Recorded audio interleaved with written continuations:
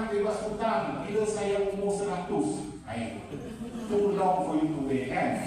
Ya, mestilah sesuatu yang boleh dicapai sekarang. Realistik.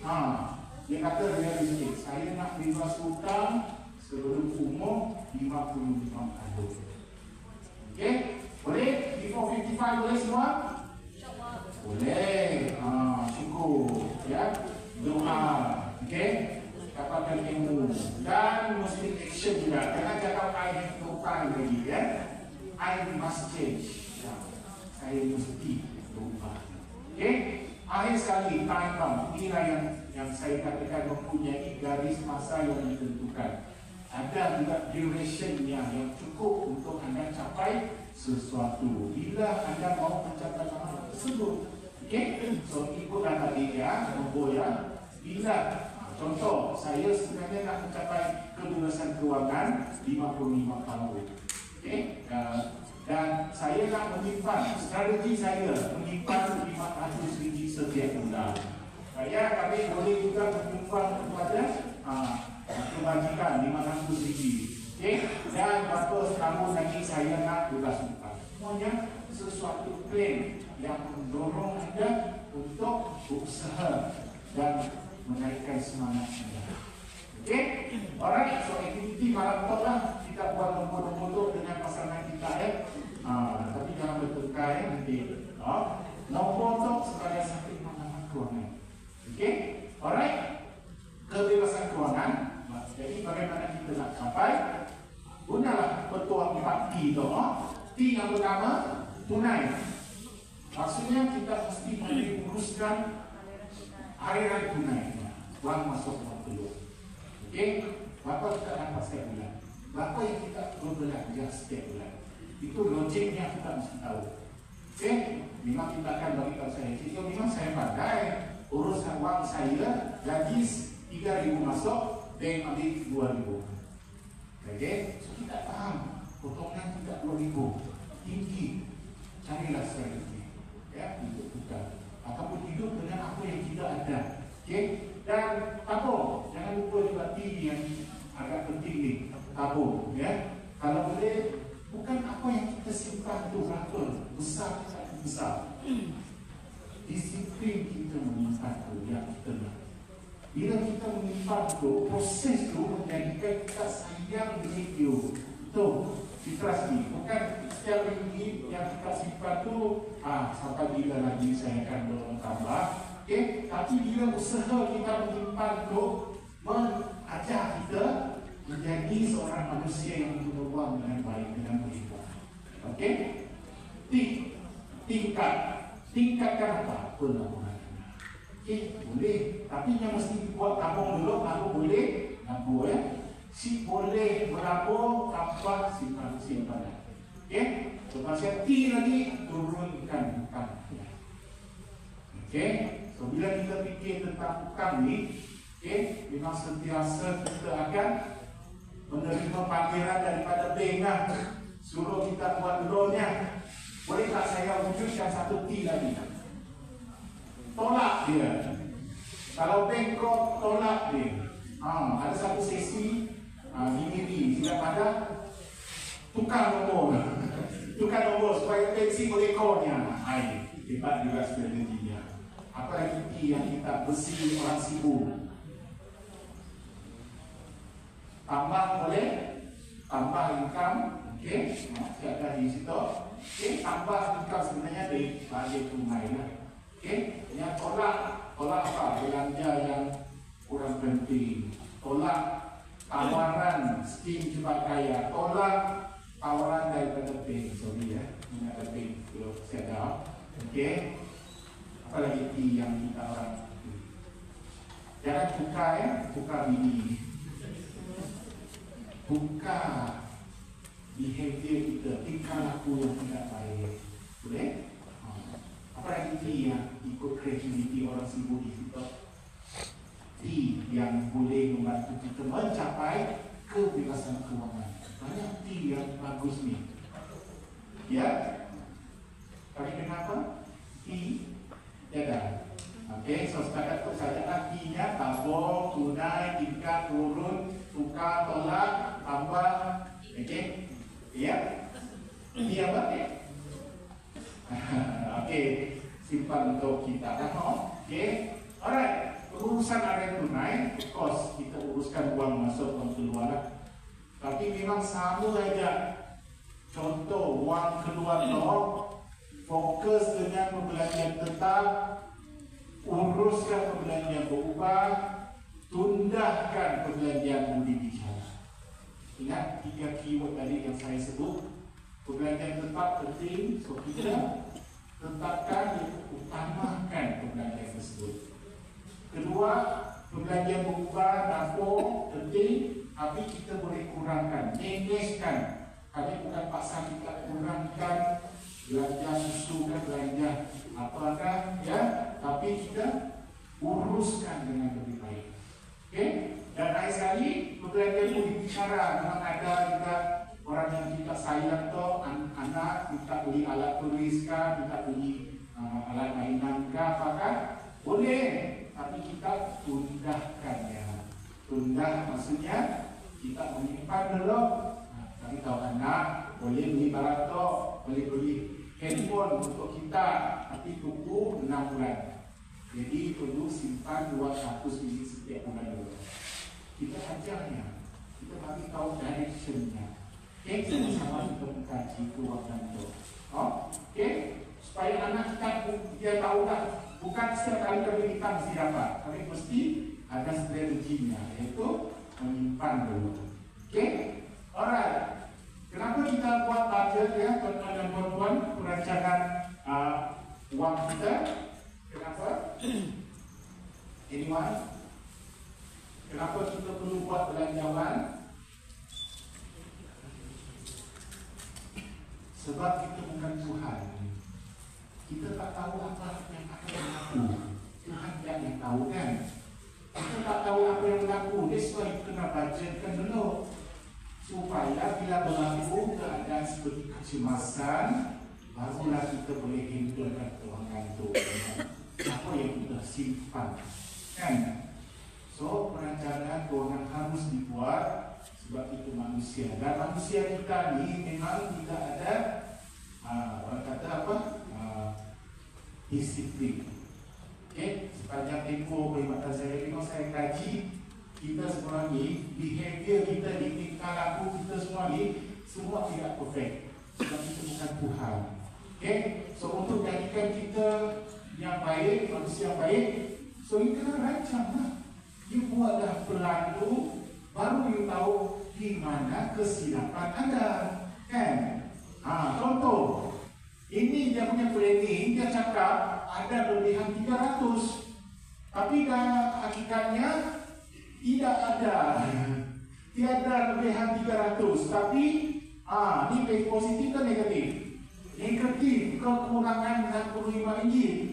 Ini confirm bermaksud ini manusia lah. Sebab kita ikut plan dia. Kita tidak belanja mengikut plannya. That's why budget kita lari. Kan? So that's why kita perlu buat, carilah kesilapan kita. Okay, walaupun kita bukan yang perfect, tapi kita boleh cari kesilapan kita. Where did you do wrong? Sini kita belajar lebih. Okay, walaupun fikir apa yang sebenarnya, kenapa kekurangan wang berlaku pada saya. Sini kami spend banyak. Mun kita dapat carinya, of course, congratulations. Next time, buatlah kewangan dengan baik. Okay, bijak menguruskan wang tersebut. Okay, siapa guna kad kredit? Tidak akan jujur. Kad kredit. Siapkah? Okey, atau kami suruh kawan kami bikin. Semua di situ wadah satu kad kredit. Komisen kawan kami dimangkui. Okey, sebab untuk bank kad kredit ini keuntungan paling besar. Komisionnya tidak dapat 200 setiap topik kad kredit yang kita mohonkan. So this one bank sangat sibuk promotekan kad kredit. Sebab kad kredit ini dia tunggu kita berhutang. Pun kita pakai kad kredit, hari itu kita guna ya. Okay? Ada sih bank charge interest. Saya ada. Jadi bank negara kata, okey kad kredit ini kita bagi kemudahan tu kepada klien kita yang guna, tapi kita mesti baginya tempoh 20 hari untuk berhutang tanpa interest. Jadi boleh kenakan interest. So bila lepas tempoh 20 hari tu dia sampai, apa yang disuruh kita bayar semua hutang kita untuk elak interest. Pun kita dapat mampu bayar semuanya. Pilihan kedua, itu yang perlu kita buat ya, yaitu sila bayar minimum paymentnya. Pun kita pun predikat pakinya 1000, minimumnya berapa? RM50. Maksudnya kita berhutang 1000 tapi boleh bayar RM50 aja. So you pay RM50 and then berhutang RM950. Itu pay tepuk tangan. Kenapa? Yang boleh start kira interest dah. Sebab dalam bagi tempoh 20 hari, maksudnya RM950 yang kita berhutang ya akan dikira interest di 18% setahun. Okay, itulah yang snowball itu berlaku ya. So next month bill sampai, okay, bill suruh kita bayar RM950 tambah dengan interest kan, okay? And then yang lagi pilihan lagi, kita boleh bayar minimum 5% saja. Itu RM55. Okay, satu P dan kita bayar RM55. So berhutang dari RM900 kan. Okay, ini lagi interest masuknya. So that's why interest tu boleh compound. Apa sih maksud compound? Dia akan kenakan interest ke atas interest. Maksudnya 2 kali tidak ada interest. 2 kali. Ya. So sebenarnya kalau ikut produk tersebut adalah konvensional pemakan jasa, okay, yang menggunakan pembayaran interest, pengenalan interest 2 kali sampai 3 kali, 4 kali. Okay, tapi kalau ikut produk pemakan jasa tak boleh. Okay, sebab riba diharamkan. Ya, so kita berhutang kad kredit bermaksud kita sebenarnya setuju untuk bayar interest bertambah. Okay, interest terkumpul. So, kenapa saya sebut kad kredit? Kad kredit sebenarnya adalah sesuatu alat menentukan kita pun belanja dan kita bayar apa yang kita telah belanja ataupun merancangkan. Okay, tapi kad kredit ini ada perangkap di mana bila kita tak bayar, kita boleh bayar sikit saja. Itulah yang menjadikan kita susah nak kontrol hutang kad kredit. Banyak yang dah guna kad kredit penghasilan dah sampai maksimum limitnya, kasih dapat guna, si boleh bayar juga. So kad kredit ini sesuatu yang menjadikan kita hilang kawalan ke atas kredit.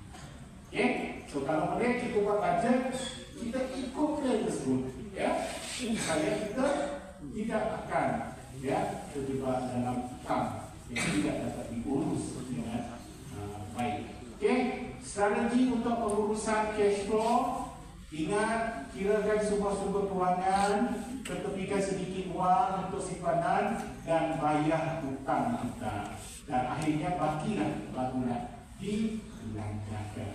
Okay, alright. Ada soalan tentang cash flow sebelum kita masuk ke modul yang seterusnya?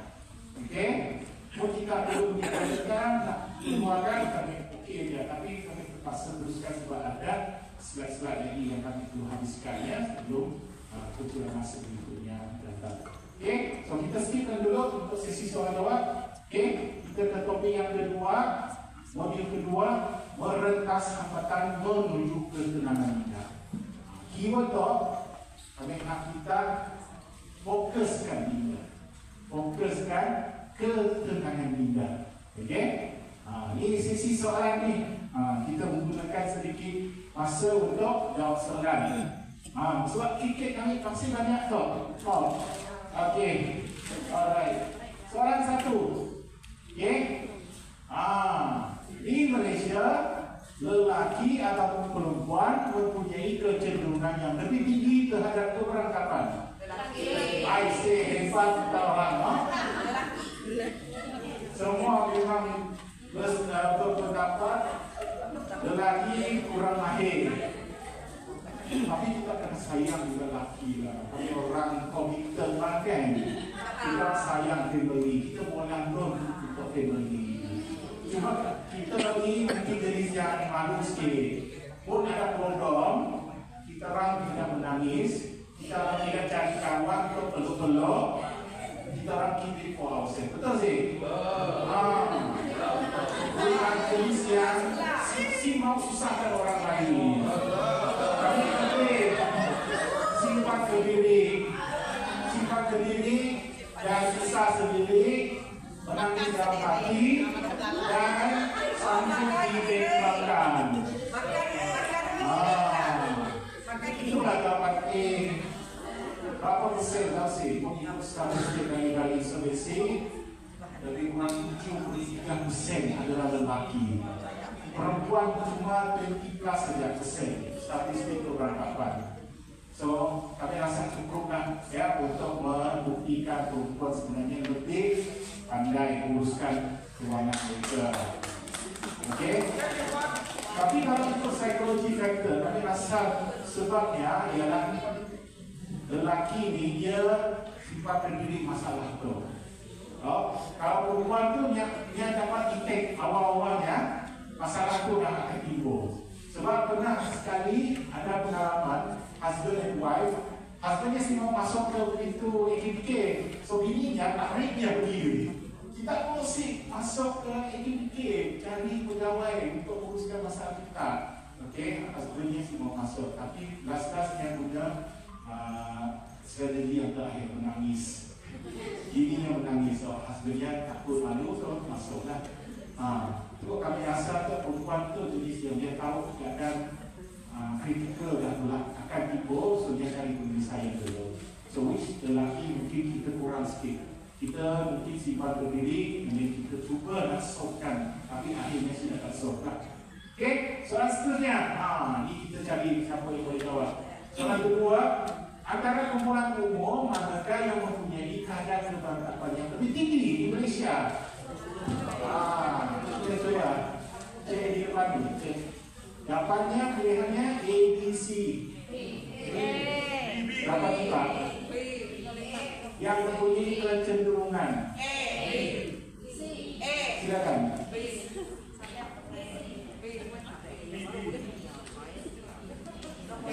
Tengok bukti perempuan yang akan fikir dulu. Bukti. Silakan.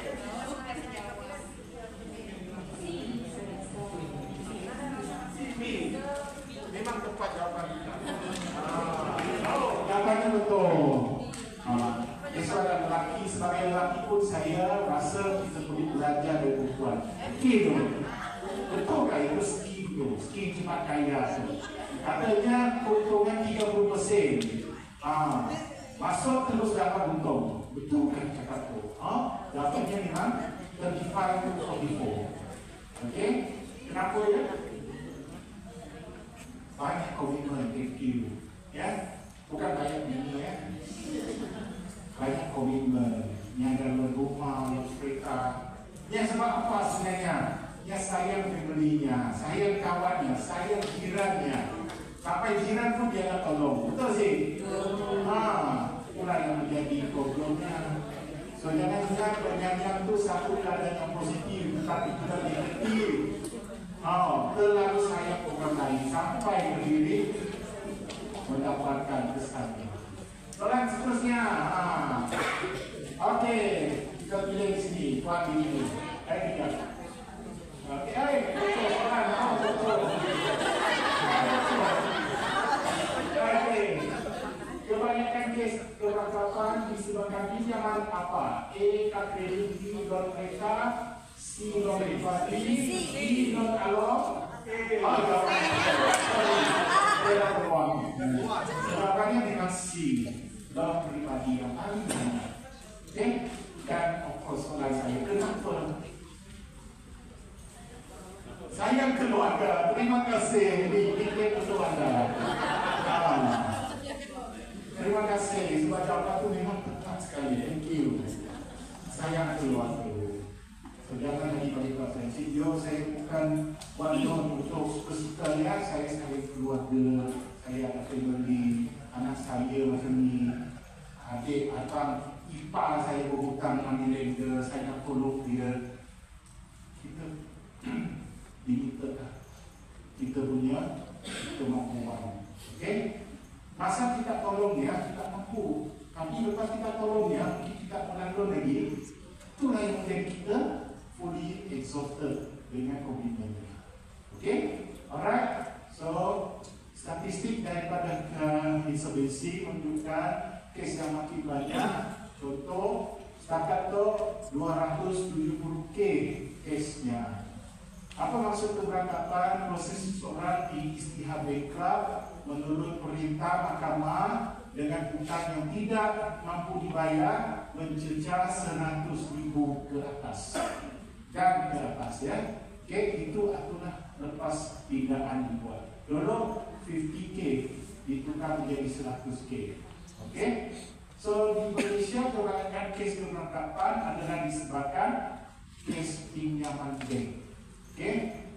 Antara umur yang mempunyai kecenderungan adalah top, iaitu 35 to 44. Okay.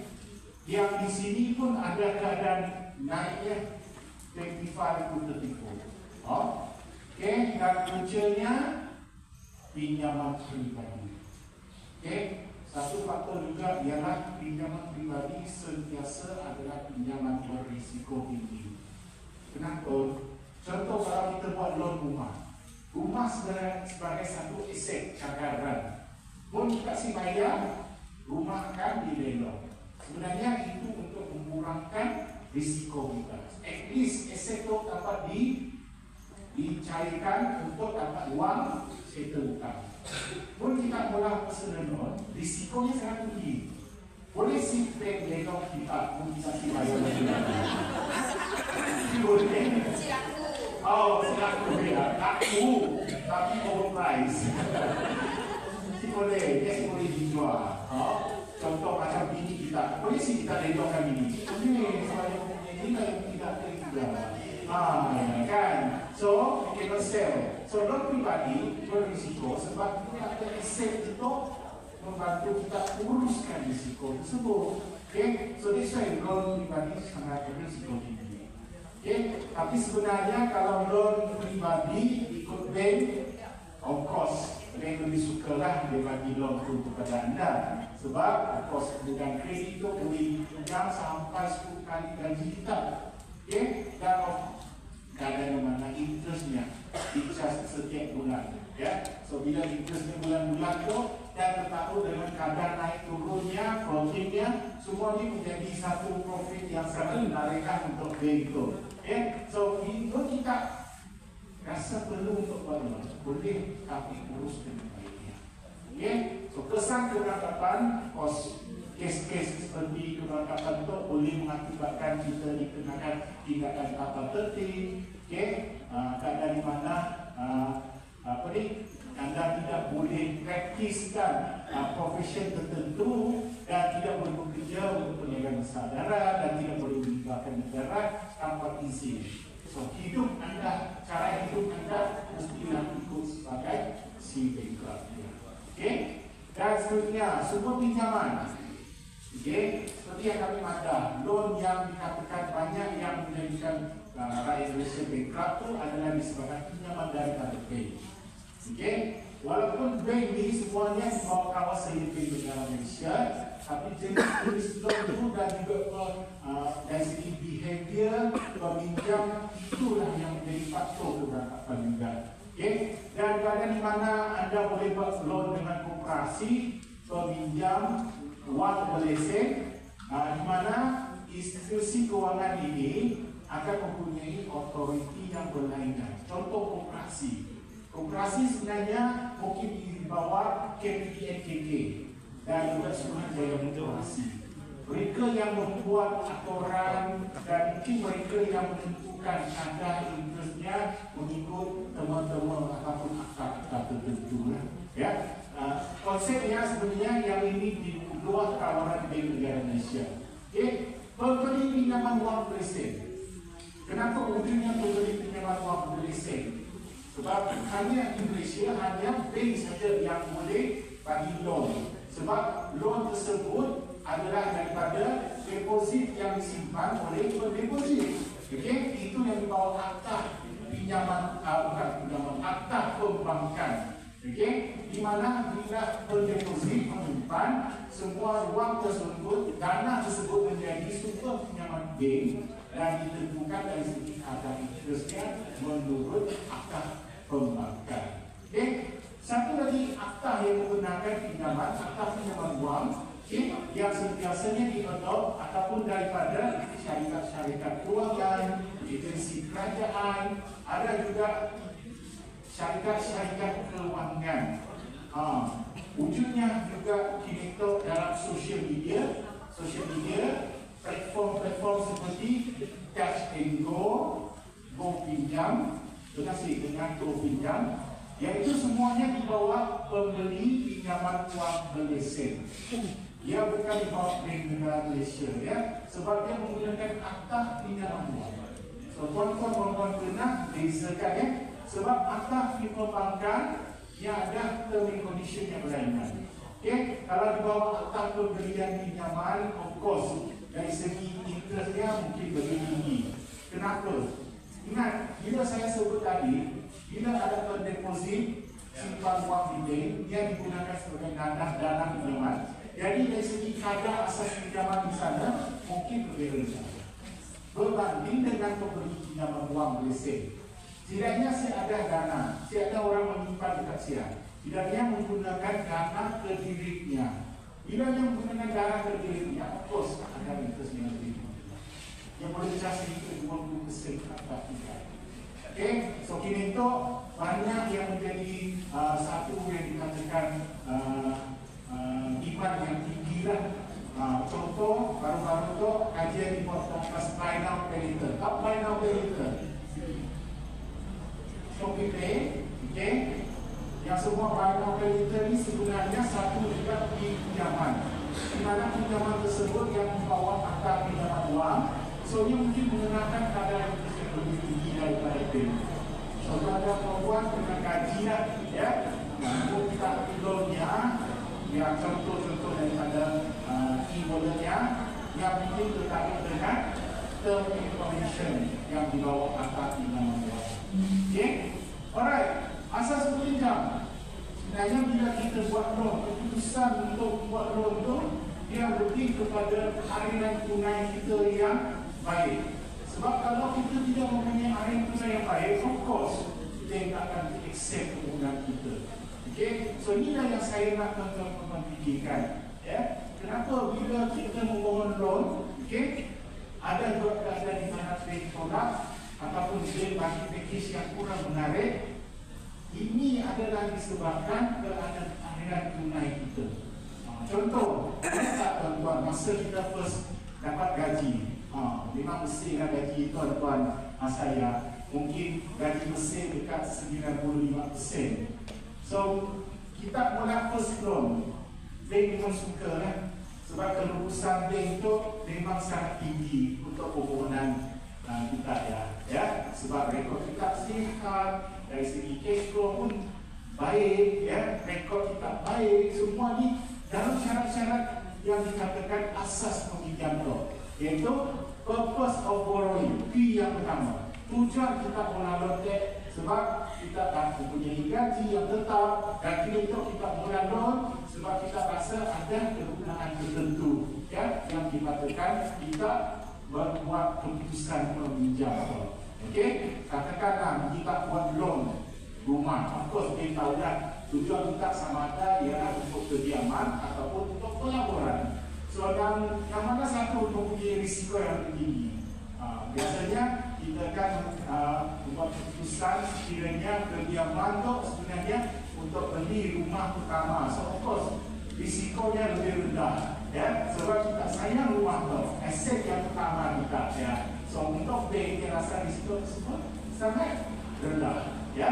Dan seterusnya keupayaan membayar pinjaman, iaitu bank akan membuat semakan dari segi nisbah hutang, berapa persen gaji Mesir, berapa kita hutang, dan seterusnya rekod bayaran kita. Okey, so rekod ni agak jenis.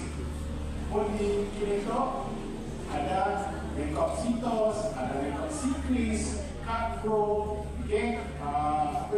banyak ya, semua rekod-rekod ini sebenarnya adalah tujuan untuk industri kripto membuat simpanan dan membantu kredit mengikut kelayakan anda ya, secara one stop ya. So rekod itu pun sentiasa kita akan dimaklumkan oleh bank masa kita memohon ya, tidak hanya bagi keputusan sama ada yes or no. Yes maksudnya loan approve, no approve. Dan penjelasan yang bank selalu bagi tahu ialah yes itu maksudnya kita pun permohonan okey sebab rekod kita okey. Dan sebaliknya kalau keputusan no maksudnya dia punya rekod no good. Inilah yang dikatakan penjelasan secara too general yang menjadikan kita sebenarnya akan bertanya-tanya apa sebenarnya rekod-rekod itu, adakah rekod itu sebenarnya menyusahkan kita ya. So dalam konteks kita, payment history sebenarnya adalah rekod yang menjadi satu ukuran kesihatan keuangan anda, iaitu skor anda. Skor anda bagus ke tak? Kalau kita tengok rekod seperti skor ini, sebenarnya skor ini tiada satu agensi ataupun authority yang boleh bagi skor secara keseluruhan. Okay? Of course, untuk di luar banyak agensi yang cuba bagi perkhidmatan skor seperti Citos. Mungkin kita beli pakejnya, setidaknya boleh bagi satu scoring untuk kita ya. So jangan ambilnya sebagai satu rekod yang orang kata apa daripada institusi yang digalakkan ataupun yang digunakan secara menggunakan industri practice. Sebab ada bank juga tidak menggunakan sistem scoring tersebut. Banyak yang menggunakan Sikris juga, di mana Sikris menjadikan satu sumber untuk semak loan kita secara keseluruhan. Of course, maklumat tambahan Citos boleh diubah, Kadro ada dan macam-macam lagi rekodnya. So kepentingan jaga skor, iaitu pun kita apply of course, peluang kita lebih tinggi dan kuasa perundingan yang lebih baik, akses kepada tawaran kredit yang lebih baik. That's why masa kita ambil loan ASB contoh, kenapa saya dapat pembiayaan kadar pada 4.5%? Ada juga kawan saya mendapat 4.2%. Sidang bank akan menentukan keupayaan anda untuk membayar hutang, rekod anda untuk tentukan jenis package untuk anda. So that's why bila kita buat perancangan keuangan, jaga kesihatan keuangan, kita ambillah rekod-rekod ini sebagai satu keadaan di mana membantu kita semak kesihatan keuangan kita. So that's why I encourage semakkan seperti disiplin hutang. Okay? Disiplin hutang bukan apa yang kita nampak dalam preskrip, tuan-tuan dan puan-puan. Saya nak betulkan sikit. Sebab selalu bila kita orang membuat semakan dalam preskrip, kewangan saya sihat. Sebab kaki preskrip saya 40%. Itu yang dikatakan keperluan majikan. Tapi untuk kesihatan kewangan, kami orang cadang kesihatan kewangan menilai daripada disiplin hutang secara keseluruhan. Dalam preskrip, 2 preskrip masuk sekali. Caranya, contoh, tuan ni mempunyai income 4,135. Lepas yang mempunyai loan, rumah, kereta, kad kredit, semuanya 2,515. Gunakan formula yang sama, 2515 bagi income dalam peratusan 100. Yang dapat ni hasil ni 61% yang menunjukkan kedudukan hutang kita. Sama ada mencecah 60%, di bawah 60%, kategori yang paling baik, of course, less than 40% lah. Okay? Inilah yang menjadikan satu keadaan di mana kita faham apa gaji kita digunakan untuk bayar hutang. Termasuk yang dalam payslip dan bukan payslip ataupun yang dibayar di luar. Okay? Dan kadang kini tu yang lebih tepat, dia orang kata kena masukkan komitmen bayaran seperti buy now pay later. Sebab buy now pay later sebenarnya satu kebutuhan kredit juga yang dibayar secara menggunakan jadual. Maksudnya everyone komitmen. So masukkan apa yang kita perlu bayar setiap bulan untuk dapatkan satu isbah yang lebih tepat. Okey, tapi isbah ini dibuat bukanlah satu hukuman ke peringatan kepada anda, ya. Jangan ingat saya letak bahaya, maksudnya kita ini memang dalam keadaan bahaya, jadi bahaya, ya. Jangan kita hilang semangat. Yang ini sebenarnya kita nampaknya secara positif. Angkungan bukan saya di bahagian yang tinggi, paras yang tinggi. Jadi saya tak boleh buat lagi lah. Bagi tahu kita, ya, saya ini jenis yang tak boleh mohon loan lagi. Sebab bank ni tolak saya. Sebab bank hanya dibenarkan jika peratusan hutang anda dalam keadaan PCB baiknya, iaitu below 45%. So jika anda sudah mempunyai 60%, kalau bank itu accept permohonan kita, memang kami rasa bank itu tidak etikal lah, ataupun something happen lah. Ada macam mana bank boleh approve loan walaupun tanggungan hutang saya dah mencapai 60%. Kan, so jangan buat apa ikut yang pegawai-pegawai yang tidak bertarian ni. Dia kata boleh buat loan walaupun dia punya nama dah blacklist ke apa, dan itu semuanya bukan cara yang dicadangkan oleh bank di bawah akal perbankan. Okey, alright. So kita sendiri kena jaga diri kita sendiri, ya. Okey, bukan tunggu bank jaga kita. Alright.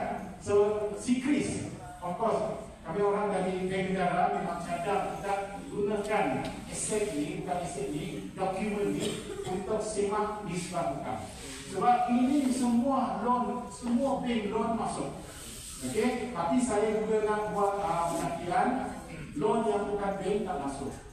So kalau you nak yang true value, of course masukkan semuanya. Okey, tapi at least stop one stop dah. Apa yang kita dapat dalam senarai itu, semua hutang kita dipay. Okey, ada juga termasuk loan-loan yang melalui koperasi. Okey, especially koperasi yang buat collaboration dengan bank, yayasan SMK, koperasi Kohawaska, itu semua buat dengan bank. Maksudnya dalam rekod sikris itu ada. Okey, so apa yang kita nampak dalam sistem itu? Satu, hutang kita, bila kita itu baru. Kedua, installment bulanan. Nampak? Pun kita dapat diskon installment bulanan kali dengan gaji, kita dapat isbah hutangnya. Okey, rekod hutang kita yang kurang memuaskan, iaitu di bawah pemerhatian khas. Contoh kereta kita, okey, dah lebih 6 bulan dibayar dan bank tak tarik kereta, rekod pemerhatian khas. Contoh kad kredit yang lebih 3 bulan tak bayar, pemerhatian khas. Sijil ASB kita telah dijual bank, ASB tradisi kita masih lagi jalan, pemerhatian khas. Okey, aku masuk pemerhatian khas. Lalu kami guna konsep ICU di hospital. Maksudnya loan kita dah sakit sangat, ya, critical. Pun rekod dia sampai ke bank untuk permohonan loan, confirm bank tolak. Sebab memang jadi pantang larang bank si boleh bagi loan untuk pelanggan yang mempunyai pemakaian khas, walaupun gaji bersih itu besar. Okey, confirm. Sebab bank memang sangat sensitif dengan bagi loan. Dan ada juga keadaan di mana kemungkinan pelanggan akan diisytiharkan. Ada juga risiko macamnya. Sebab loan yang tertunggak, especially loan yang lebih 100,000, of course, mungkin bank dalam proses nak bengkakkan pelanggan. So bila bank nampak ada pemerhatian khas, memang dia tolak lah. Okey, sebab ia menjadi satu risiko yang tidak dapat dikesan. Okey, rekod bayaran kita, bagi itu kami pakaikannya macam rekod report card kita. Report card dari segi bayaran hutang kita, sama ada on time ke on time. Pun kita bayar on time, memang semuanya kosong kan. Pun kita bayar selalu sangkut, ya, of course nampak juga rekod. So sekarang saya berapa lama tempoh rekod kami stay dalam Secret Stock? Setahun. Okay, katakan bulan tu sebab ada juga macam holiday, so kita si bayar hutang, si bayar installment. So bank of course letaklah 1 bulan tertunggal. And then next month kita bayar, so dia jadi kosong balik. Okay? Tapi satu tu nampak dalam rekod sikris ni selama tempoh 1 tahun. So jadi bila kita memohon loan katakanlah, ya, dia nampaknya kita nak sambung di bulan-bulan yang lepas tu. So sidang bank pun ada pandangan itu. So secara umumnya rekod apa yang kurang baik? Rekod nombor 1 mempunyai tunggakan yang bertambah 1 bulan, 2 bulan, 3 bulan. Jenis kedua, tunggakan berterusan. 1 bulan tertunggak, 1 bulan tertunggak, 1 bulan tertunggak, berterusan. Walaupun cuma 1 bulan, yang masih rekod yang tidak baik.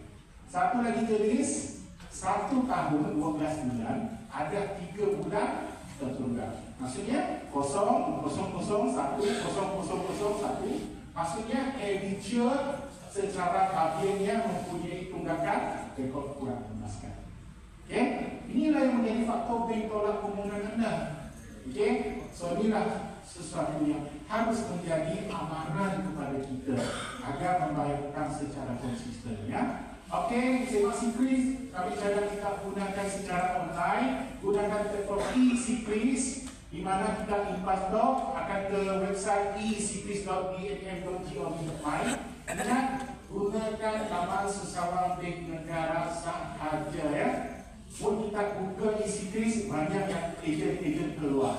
Jangan gunakan ejen yang ketiga ni, ya. Gunakan ejen, bukan guna ejen, gunakan platform bank negara yang one stop, ya, e-sikris.bnm.go.my.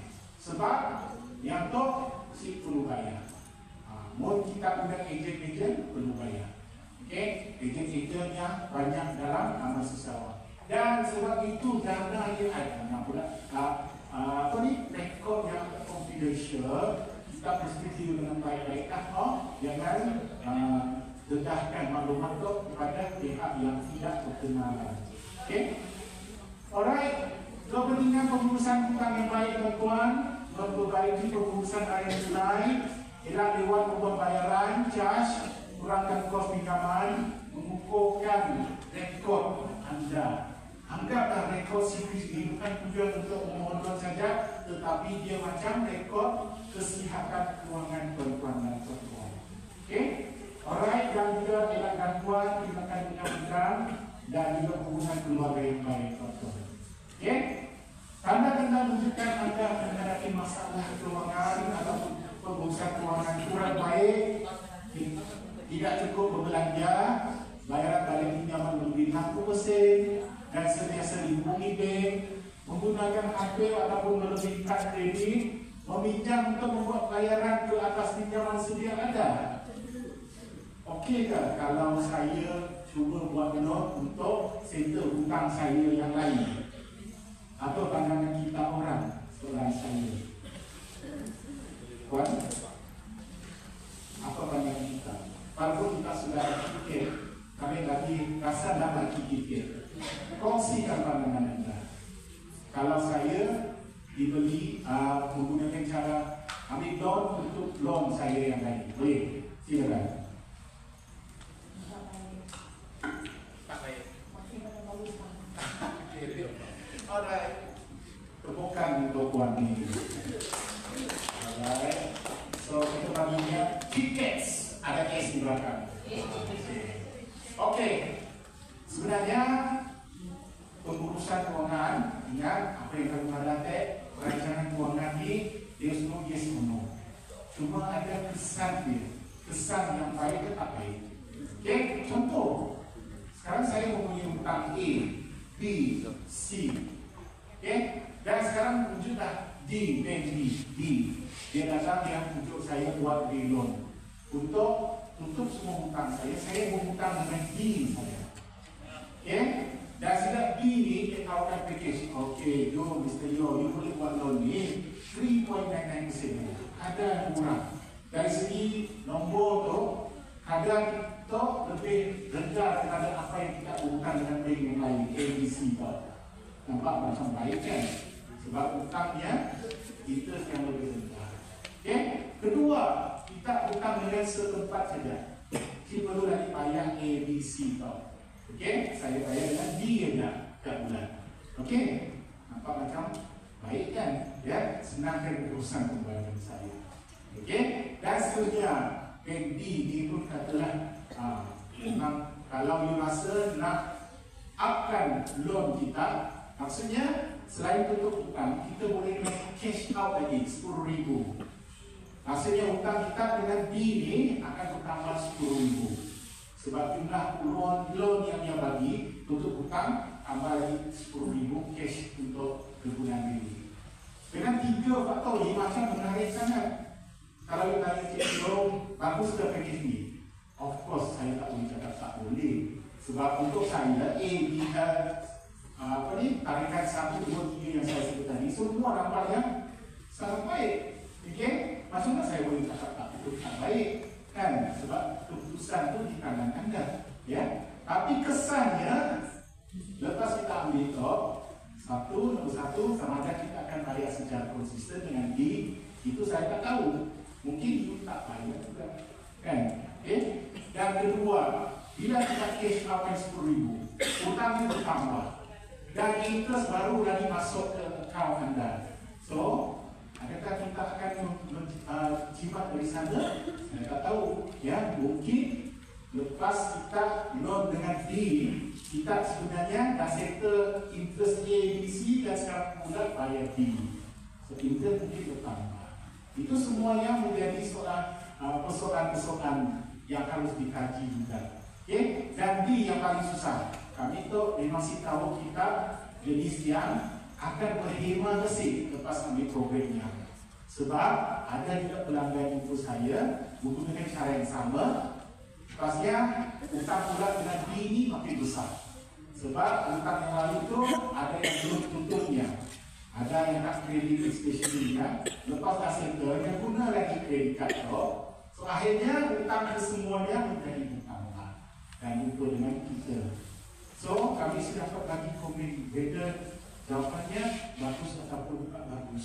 Cuma pilihan yang kita buat tu kita mesti buat dengan syarat-syarat tertentu lah.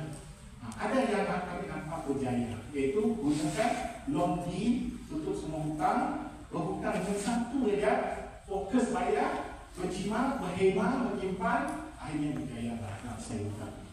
Okey, bukan tak ada juga menggunakan cara itu. Okey, so kami harap kita dapat jawapan daripada penjelasan saya tadi. Okey, alright, sebab kebutangan tuan-tuan, gaya hidup, kesansa, keadaan dan tamat. Itu semuanya kita dah bincang, iaitu 4 faktor perilaku kewangan kita, sama ada emosi, apalagi amalan dan tindakan dan tingkah laku. Pun emosi kita si kontrol dengan baik, senang juga terjebak dengan dari segi skim cepat kaya. Sikap tamak, okey, sikap keadaan tidak membuat persediaan awal, gaya hidup yang tidak seimbang, okey, dengan income kita.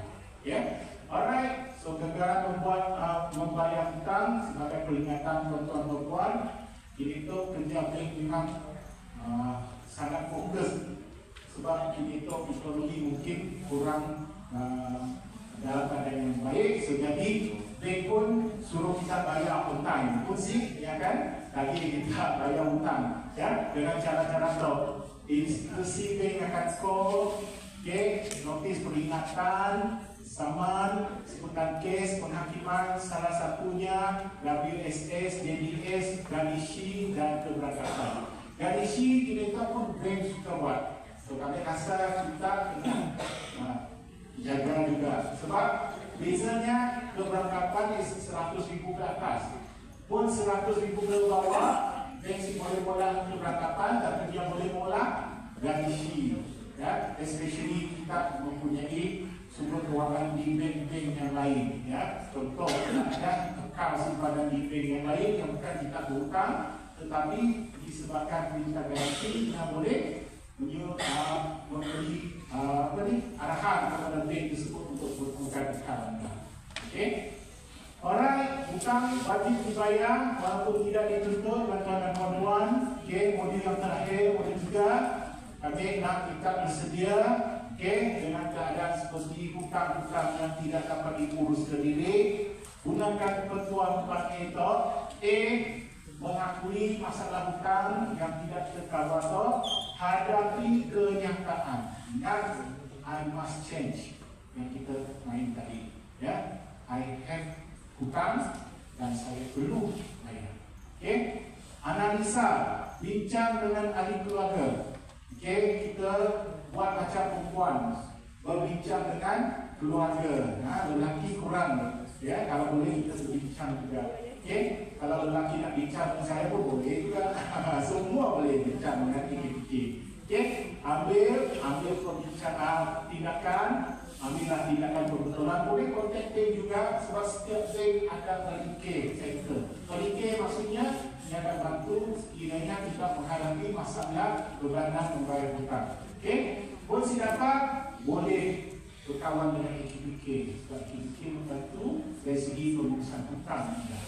So, apa yang ditawarkan oleh KKPK, program pengurusan kredit, kawal semula kehidupan anda menerusi program itu, bayaran setempat, bayaran mengikut area bunga, itulah fokus dia. Okay? Dan seterusnya pinjaman yang boleh dipertimbangkan dalam program kita semua non-data. Okay? Dan satu ilustrasi iaitu keadaan di mana isbah hutangnya 61% selepas menggunakan program, okay, loan-nya dikurangkan menjadi 43%. Saya bukan nak anda tengok casing before after. Saya nak anda tengok apa yang kita nak buat sekarang. Kalau hutang anda sentiasa dalam keadaan 60% ke atas, what are you going to do? Memang kalau rasa kalau ambil program kurangkan bayaran, adakah saya ni akan membayar hutang dengan tempoh yang lebih panjang? Jangan fikir yang kedua. Yang fokus sekarang dulu. Gaji kita mungkin potongannya tinggi sebab tanggungan hutang tinggi. Apa yang saya nak buat sekarang untuk betulkan keadaannya dulu. Boleh tak saya kurangkan potongan yang dikatakan itu? Berbincang balik. Untuk tempoh 2 tahun itu, saya kurangkan bayaran bulanan saya. Lepas 2 tahun lagi, mungkin kewangan saya akan menjadi lebih baik. Saya boleh bayar lebih. Itulah yang saya nak tuan-tuan fikirkan. Okey, jangan saya kurangkan bayaran hutang saya, boleh selama-lamanya bayar rendah dengan sebab keputusan hutang ni you do it now, of course, later you nak bayar lebih. Ya, itulah yang secara prinsip yang harus kita ada. Okey, alright. Program pengurusan kredit permohonannya melalui laman sesawanto edmp.akpk.my. Dapatkan sikris dulu, lepas ya baru apply. Okey, alright. Sebagai nasihat yang terakhir, seseorang yang dapat mengatur kewangan mereka dengan baik adalah orang yang mempunyai kekuatan pada dirinya. Okey, ingat. I must change now. Boleh? Boleh tak kita sebut serentak? I must change now. I must change now. Alright, thank you boleh lebih. Okey. Kita bukan buat sebelum kita terus dapat hutang. Okey. Hidup sederhana tanpa hutang lebih damai daripada kesiangan, kelihatan kaya kerana hutang. Okey? Betul? So, sebagai summary, modul 1 kita bincang perancang keuangannya, cara-cara kita merancang keuangan. Ingat nombor-nombor yang tadi? Ingat cerita tadi si berapa laki, berapa laki, perempuan. Setidaknya berbincang hotel di sini. Kalian empat di mana? Hebat di kawasan, tepukan dulu. Okey, masih kita ke modul 2, ketenangan minda. Apa yang lebih penting ialah kita nak fokus dengan hutang kita dan yang paling penting optimumkan pengalaman kewangan anda iaitu kebahagiaan hidup yang sebenar, ketenangan anda. Okey, dan modul 3 kita bincang tentang penerusan program pengurusan kredit ini. Alright, dan sebagai satu outcome daripada soalan-soalan yang saya tanya, saya ingin mengucapkan semua sekarang boleh membuat satu definition iaitu define the key strategy to manage debt. Semua sekarang tahu cara, bukan sudah pandai tahu cara untuk menguruskan hutang pribadi dengan lebih berkesan. Okey, alright, tepukan dulu sekali lagi tuan-tuan. soalan? Siapa yang ingin bertanya? Satu soalan tu boleh? Okey? Okey, silakan. Saya mau tanya, sebab seperti saya pernah dengar AKK, bila saya baca-baca, kalau kita researcher di AKK dan terikat dengan AKK, kita tak akan ada peluang untuk buat keluar lain. Betul tak? Terima kasih. Tepukan dulu. Okey, saya rasa Cik Lee dalam proses untuk mengharui cabaran upaya balik pinjaman beliau. Dan satu yang saya rasa soalan yang ditanya tu semua yang dihadapi kebanyakan pelanggan kita, iaitu mereka risau di mana kredit masa depan mereka. Adakah ia akan terjejas? Dan di mana jika ada keperluan untuk membuat kredit baru ke, membuat loan baru ke, adakah yang akan mempunyai gangguan ataupun efek yang negatif? Okay? Sebenarnya apa yang kita lakukan program perusahaan kredit itu, ia lebih kepada satu solusi temporary untuk anda. Okay? Sebab kami orang bukan bank, kami orang bukan jual produk. Ia cuma satu program membantu anda bila anda rasa kewangan anda tidak dapat manage, dan ada juga keadaan di mana kita hendak uruskan area tunai. Okey, bila anda dah uruskan area tunai dengan baik, bila anda dah mampu menguasai kewangan, mungkin program itu dah tak relevan untuk anda. Iaitu di tahap kedua, okey, kita mungkin akan bayar lebih. Okay, so untuk kita bayar lebih, of course kita boleh bincang semula dengan KPK, perencanaan semula, okay, ataupun sebenarnya kita boleh berbincang balik dengan bank. Okay, jadi satu tips yang saya kongsikan, program ini dibuat atas kerjasama KPK dengan bank. Tapi bila anda ingin berurusan balik dengan bank, anda memang dicadangkan, ya, berbincang balik dengan bank. Katakanlah mengikut program, kita akan bayar RM800. Okay? Tapi disebabkan kewangan anda kini tu dah bertukar, dah okey sikit orang kata. So anda boleh berurusan balik dengan bank, berbincang balik, loan saya ini dulu anda fikir. Tapi sekarang saya akan uruskan semula. Boleh tak? Apa tawaran yang dibuat oleh bank tersebut? Okay? Mengikut rekod bayaran kita yang baik yang dulu, kini tu you dah ikut dengan bank, okay?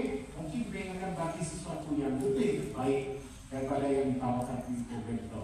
So, sekiranya bank accept permohonan untuk membayar secara terus dengan bank, kita boleh mengambil KPK untuk hentikan pelatihan yang melalui KPK itu, ya, untuk bank tersebut. Ya, sekiranya ada punya bank lain yang masih kekal dalam program, boleh. Okay? So, bila anda dapat satu, of course, rekod bayaran anda akan dikemaskini sama ada yang diurus oleh KPK ataupun tidak. Ataupun ke semua program, especially bila dah selesai. Okay? Bila dah selesai, si Kris ni akan kemaskini mengikut keadaannya. Hutang itu dah tak ada, maksudnya dia akan dipadamkan dalam rekod si Kris. So maka dia tidak akan meninggalkan apa-apa pesan dalam rekod sama ada anda pernah ikut program ataupun tidak. Jadi saya harap tiada orang kata halangan untuk anda membuat permohonan loan baru sekiranya ada keperluan. Okey, so saya harapkan ya yang dah ikut program itu memang buatlah strategi untuk settle hutang ke ataupun bayar lebih ke, apa yang kita boleh rancang. Semoga semua program itu memang akan memberi impak yang positif kepada anda, dan jangan dengar apa yang orang lain kata yang mungkin memberi impak negatif. Kami rasa tidak juga betul juga bank negara akan buat program untuk memberikan kesusahan kepada orang, kan? Ya, program itu memang tujuannya baik. Cuma tackle-nya, orang yang ambil program itu caranya uruskan loan-nya dengan program itu mengikut term and condition ketat. Contoh ya, ada pelanggan yang ikut program, lepas tu dia rasa dia nak lagi ambil loan pada masa yang terdekat. Kami rasa itu memang tidak dapat sebab kewangan itu belum berubah lagi. Macam mana nak yakinkan dia? Betul lah yang menjadikan dia mungkin marah, dia tidak dapat loan dengan dia. Ya, so itu kes yang lebih individu lah. Secara keseluruhan kami rasa program itu memang akan membantu anda jika anda faham program tersebut. Okey, so, terima kasih soalan yang dikaya, dan juga saya ingin mengucapkan terima kasih kepada pihak radio kita, ya, dan terima kasih kerana memberi fokus yang begitu dari saat saya mula cakap sampai sekarang tidak ada yang mengantuk ni, tepukan dulu untuk alright. So kita akan terima kasih, semoga perkongsian tadi memudahkan urusan kewangan anda. Alright, terima kasih. Salam sejahtera.